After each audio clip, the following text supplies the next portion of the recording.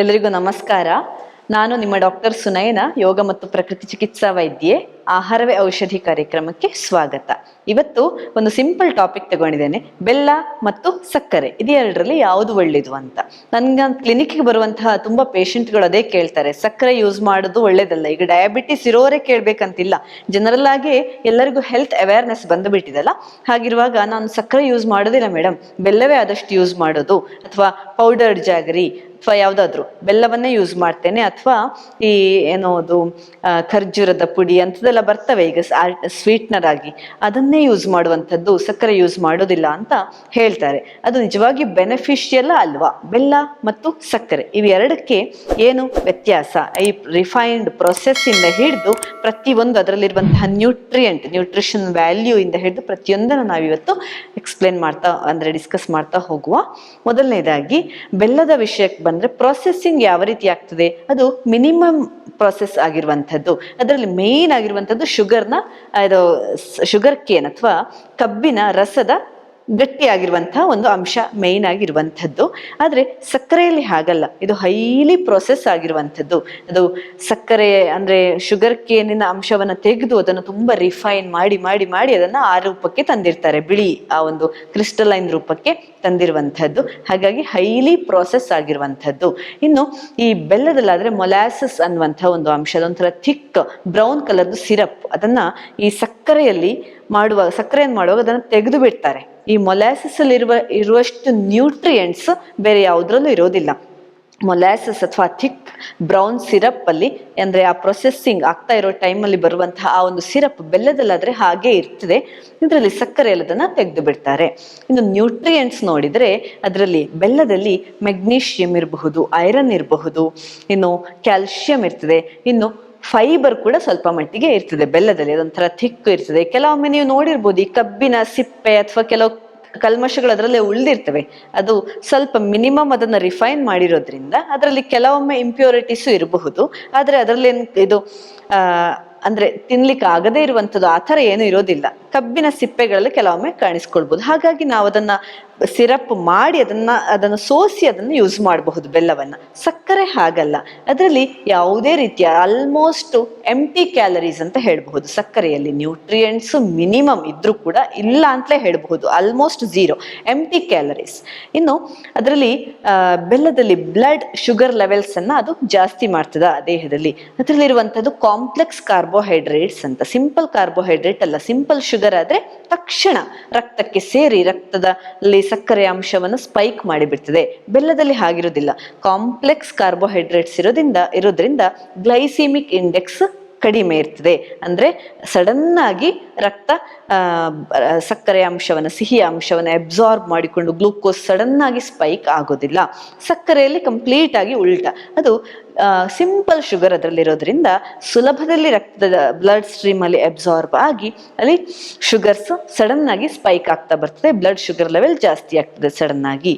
ಇದು ಇನ್ನು weight gain ವಿಷಯಕ್ಕೆ ಬಂದ್ರೆ, ಬೆಲ್ಲ ಅಥವಾ ಸಕ್ಕರೆ ಇದರಲ್ಲಿ ಯಾವುದು ಬೆನಿಫಿಷಿಯಲ್ ಅಂದ್ರೆ ಬೆಲ್ಲ. ಅಫ್ಕೋರ್ಸ್ ಬೆಲ್ಲದಲ್ಲಿ ಮೆಟಬಾಲಿಸಮ್ ಅನ್ನು ಜಾಸ್ತಿ ಮಾಡುವಂತಹ ಶಕ್ತಿ ಇದೆ. ಅದರಲ್ಲಿರುವಂತಹ ಫೈಬರ್ ಇರಬಹುದು, ಅದರಲ್ಲಿರುವಂತಹ ನ್ಯೂಟ್ರಿಯೆಂಟ್ಸ್ ನಮ್ಮ ದೇಹದಲ್ಲಿ ಮೆಟಬಾಲಿಸಮ್ ಅನ್ನು ಜಾಸ್ತಿ ಮಾಡಿ ಕೆಲವೊಮ್ಮೆ ವೆಯ್ಟ್ ಲಾಸ್ಗೆ ಕೂಡ ಸಹಕಾರಿ ಆಗ್ಬಹುದು. ಆದ್ರೆ ನಿಮಗೆ ಒರಿಜಿನಲ್ ಬೆಲ್ಲ ಸಿಗಬೇಕು. ಹಾಗಂತ ಹೇಳಿ ಲಿಮಿಟೆಡ್ ಅಲ್ಲ, ಅಂದ್ರೆ ಅನ್ಲಿಮಿಟೆಡ್ ಆಗಿ ತಿನ್ನೋದು ಅಲ್ಲ. ನಾನು ಹೇಳಿದೆ ಅಂತ ಹೇಳಿ, ಡಾಕ್ಟರ್ ಹೇಳಿದ್ದಾರೆ ತಿನ್ನಬಹುದು ಬೆಲ್ಲ ಅಂತ ಹೇಳಿ ತುಂಬಾ ತಿನ್ನೋದಲ್ಲ, ಮಾಡ್ರೇಷನ್ ಅಲ್ಲೇ ಯೂಸ್ ಮಾಡಬೇಕು. ಆದ್ರೆ ಅದು ಕರೆಕ್ಟಾಗಿ ಯೂಸ್ ಮಾಡಿದಾಗ ಮತ್ತೆ ಪ್ಯೂರ್ ಬೆಲ್ಲ ನಿಮಗೆ ಸಿಕ್ಕಿದಾಗ ಅದು ಮೆಟಬಾಲಿಸಮ್ ಅನ್ನ ಜಾಸ್ತಿ ಮಾಡ್ತದೆ. ಸಕ್ಕರೆ ಹಾಗಲ್ಲ, ಮೆಟಬಾಲಿಸಮ್ ಅನ್ನ ಕಮ್ಮಿ ಮಾಡಿ ಅಲ್ಲಿ ಶುಗರ್ಸ್ ಜಾಸ್ತಿ ಮಾಡಿ ದೇಹದಲ್ಲಿ ನಮ್ಮ ವೇಟ್ ಗೇನ್ ಅನ್ನು ಹೆಚ್ಚು ಮಾಡ್ತದೆ. ಹಾಗಾಗಿ ಅದು ಒಳ್ಳೇದಲ್ಲ. ಇನ್ನು ಈ ಬೆಲ್ಲ ಅನ್ನುವಂಥದ್ದು ಐರನ್ ಕಂಟೆಂಟ್ ಜಾಸ್ತಿ ಇರೋದ್ರಿಂದ iron deficiency anaemia, therapeutic properties ಬಂದ್ರೆ ಐರನ್ ಡೆಫಿಷಿಯನ್ಸಿ ಅನೀಮಿಯಾಕ್ಕೆಲ್ಲ ಬಹಳಷ್ಟು ಸಹಕಾರಿ ಆಗ್ತದೆ. ಈ ಸಕ್ಕರೆಯಲ್ಲಿ ಆ ಅಂಶ ಖಂಡಿತವಾಗಿ ಇರೋದಿಲ್ಲ. ಬೆಲ್ಲದಲ್ಲಿ ಅಷ್ಟೇ ಅಲ್ಲ, ಕೆಲವೊಂದ್ಸಲ ಈ ನೀರುಳ್ಳಿ ಬೆಲ್ಲ ಕಾಂಬಿನೇಷನ್ ನೀವು ತಗೊಂಡ್ರೆ ಅಸ್ತಮಾ ಇರಬಹುದು, ಕೆಲವೊಂದು ಸೀಸನಲ್ ಅಲರ್ಜಿಗಳಿರಬಹುದು, ಇಂತಹ ಪ್ರಾಬ್ಲಮ್ಗಳಿಗೆ, ರೆಸ್ಪಿರೇಟರಿ ಇನ್ಫೆಕ್ಷನ್ಗಳಿಗೆಲ್ಲ ಬೆಲ್ಲ ಬಹಳಷ್ಟು ಒಳ್ಳೆ ಮೆಡಿಸಿನ್. ಆಯುರ್ವೇದದಲ್ಲಿ ಕೂಡ ಹೇಳ್ತಾರೆ ಈ ಬೆಲ್ಲ ಅನ್ನುವಂಥದ್ದು ಬಹಳಷ್ಟು ಒಳ್ಳೆಯ ಮದ್ದು. ಹಾಗಂತ ಹೇಳಿ ಸಕ್ಕರೆಯಲ್ಲಿ ಅದೆಲ್ಲ ಜಾಸ್ತಿ ಆಗುವ ಚಾನ್ಸ್ ಇದೆ. ಅದರಲ್ಲಿರುವಂತಹ ಒಂದು ಅಂಶ, ಸಕ್ಕರೆಯ ಅಂಶ ನಾವು ತಗೊಂಡಷ್ಟು ಕಾರಕ ಅಂತ ಹೇಳ್ತಾರೆ. ಅದು ಕಫವನ್ನು ಜಾಸ್ತಿ ಮಾಡಬಹುದು, ಅಲ್ಲದೆ ಉಲ್ಟಾ ಎಫೆಕ್ಟ್ ಇರ್ತದೆ. ಹಾಗಾಗಿ ಸಕ್ಕರೆ ಇಲ್ಲಿ ಕೂಡ ಒಳ್ಳೆಯದಲ್ಲ, ಥೆರಪಿಟಿಕ್ ಪ್ರಾಪರ್ಟೀಸ್ ಇದರಲ್ಲಿ ಇರೋದಿಲ್ಲ. ಇನ್ನು ಬೆಲ್ಲದಲ್ಲಿ ಮೊಲಾಸಸ್ ಅನ್ನುವಂತಹ ಅಂಶ ಇದೆ ಅಂತ ಆಗ್ಲೇ ಹೇಳಿದ್ನಲ್ಲ, ಹಾಗಾಗಿ ಆ ಮೊಲಾಸಸ್ ಅನ್ನುವ ಅಂಶದಲ್ಲಿರುವಂತಹ ಫಿನೋಲಿಕ್ ಆಸಿಡ್ ಅನ್ನುವಂಥದ್ದು ಬಹಳ ದೇಹಕ್ಕೆ ಒಳ್ಳೆಯದು. ಅದು ಈ ಆಕ್ಸಿಡೇಟಿವ್ ಸ್ಟ್ರೆಸ್ ಅಥವಾ ಆಕ್ಸಿಡೇಟಿವ್ ಪ್ರೊಸೆಸ್ ದೇಹದಲ್ಲಿ ಆಗುವಂಥದ್ದನ್ನು ತಡೆಯುವಂಥದ್ದು. ಅಂದ್ರೆ ಆಂಟಿ ಆಕ್ಸಿಡೆಂಟ್ ಪ್ರಾಪರ್ಟಿ ಇದೆ ಅಂತ ಅರ್ಥ. ಅದರಲ್ಲಿ ಅದು ಆಂಟಿ ಆಕ್ಸಿಡೆಂಟ್ ಪ್ರಾಪರ್ಟಿ ಅಂದ್ರೆ ಬೇಸಿಕಲಿ ಆಕ್ಸಿಜನ್ ಫ್ರೀ ರ್ಯಾಡಿಕಲ್ ಅನ್ನುವಂಥದ್ದು ಕ್ಯಾನ್ಸರ್ ಕಾರಕ ನಮ್ಮ ದೇಹಕ್ಕೆ.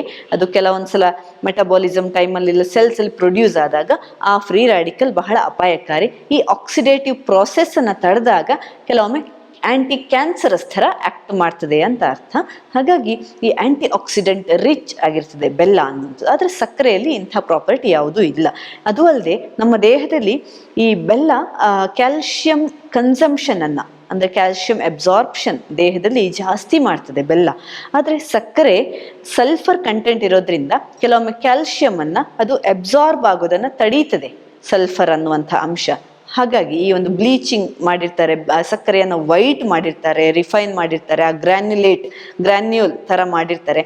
ಹಾಗಾಗಿ ಅವೆಲ್ಲ ಕೂಡ ಈ ಕ್ಯಾಲ್ಶಿಯಂ ಅಬ್ಸಾರ್ಪ್ಷನ್ ಅನ್ನು ತಡಿಬಹುದು. ಹಾಗಾಗಿ ಈ ಸಕ್ಕರೆ ಅಂಶ ಒಳ್ಳೆಯದಲ್ಲ, ಸಕ್ಕರೆ ದೇಹಕ್ಕೆ ಹೋದಷ್ಟು ಒಳ್ಳೆಯದಲ್ಲ. ಕ್ಯಾಲ್ಶಿಯಂ ಅನ್ನ ಕಡಿಮೆ ಮಾಡಿಬಿಡ್ತದೆ, ಬೋನನ್ನು ಅದು ವೀಕ್ ಮಾಡಿಬಿಡ್ತದೆ. ಇನ್ನು ಡೈಜೆಸ್ಟಿವ್ ಏಡ್, ಈ ಬೆಲ್ಲ ಅನ್ನುವಂಥದ್ದು ನಮ್ಮ ದೇಹದಲ್ಲಿ ಅಸಿಡಿಟಿಯನ್ನು ಕಡಿಮೆ ಮಾಡ್ತದೆ. ಯಾಕಂದ್ರೆ ಅದು it self alkaline in nature ಅಂತ, pH ಜಾಸ್ತಿ ಇರೋದ್ರಿಂದ ಬೆಲ್ಲದ್ದು ಆಲ್ಕಲೈನ್ ಅದರ ನೇಚರ್. ಅದೇ ಸಕ್ಕರೆಗೆ ಬಂದ್ರೆ ಅದು ಅಸಿಡಿಕ್ ಇನ್ ನೇಚರ್, ಅಸಿಡಿಟಿಯನ್ನು ಜಾಸ್ತಿ ಮಾಡುವಂತಹ ಗುಣ ಇದೆ. ಇಲ್ಲಿ ಬೆಲ್ಲದಲ್ಲಿ ಡೈಜೆಷನ್ ಅನ್ನ ಜಾಸ್ತಿ ಮಾಡಬಹುದು. ಅದು ಏಡ್ಸ್ ಡೈಜೆಷನ್ ಅಂತ ಹೇಳ್ತಾರೆ. ಗ್ಯಾಸ್ಟ್ರೈಟಿಸ್ ಮತ್ತೆ ಅಸಿಡಿಟಿ ಇರೋರಿಗೆ ಕೂಡ ಈ ಬೆಲ್ಲ ಅನ್ನುವಂಥದ್ದು ಒಂದು ಥೆರಪಿ ಆಗಿರ್ತದೆ. ಮತ್ತೆ ಈ ಡೈಜೆಷನ್, ಇಂಡೈಜೆಸ್ಟೆಡ್ ಫುಡ್ ಪಾರ್ಟಿಕಲ್ಸ್ ನಮ್ಮ ದೇಹದಲ್ಲಿ ಹೊಟ್ಟೆಯಲ್ಲಿ ಇದ್ದಾಗ ಅದು ಡೈಜೆಷನ್ಗೆ ಕೂಡ ಈ ಬೆಲ್ಲ ಮಾಡರೇಷನ್ ಅಲ್ಲಿ ಸಹಕಾರಿ ಆಗ್ತದೆ. ಇಷ್ಟೆಲ್ಲ ಅಂಶಗಳು ಈ ಒಂದು ಪ್ಯೂರ್ ಒರಿಜಿನಲ್ ಬೆಲ್ಲ ನಿಮಗೆ ಸಿಕ್ಕಿದ್ರೆ ಅದನ್ನ ಖಂಡಿತವಾಗಿ ಯೂಸ್ ಮಾಡ್ಕೊಳ್ಳಿ. ಸಕ್ಕರೆಯನ್ನು ಆದಷ್ಟು ಕಡಿಮೆ ಮಾಡ್ತಾ ಬನ್ನಿ, ಯಾಕಂದ್ರೆ ಅದರಲ್ಲಿರುವಂತಹ ಲಾಂಗ್ ಟರ್ಮ್ ಎಫೆಕ್ಟ್. ಅದು ಅಲ್ಲದೆ ಸಕ್ಕರೆ ಅನ್ನುವಂಥದ್ದು ಒಂದು ಅಡಿಕ್ಷನ್. ಅದು ನಮಗೆ ಸಕ್ಕರೆಯನ್ನು ಒಮ್ಮೆ ಅದು ಅಭ್ಯಾಸ ಆಗ್ತಾ ಹೋದ್ರೆ ಮತ್ತೆ ಅದು ಬೆಲ್ಲಕ್ಕೆ ಅದನ್ನು ರಿಪ್ಲೇಸ್ ಮಾಡೋದು ಕೂಡ ಅಷ್ಟು ಸುಲಭ ಅಲ್ಲ. ತೀಕ್ಷ್ಣ ರುಚಿಯ ಆಹಾರಕ್ಕೆ ಒಮ್ಮೆ ಅಡ್ಜಸ್ಟ್ ಆಗಿಬಿಟ್ರೆ ಈ ಮೈಲ್ಡ್ ಆಗಿರುವಂತಹ ರುಚಿಗಳು ನಮಗೆ ಹಿಡಿಸೋದಿಲ್ಲ.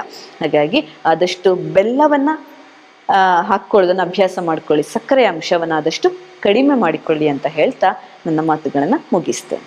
ಧನ್ಯವಾದ.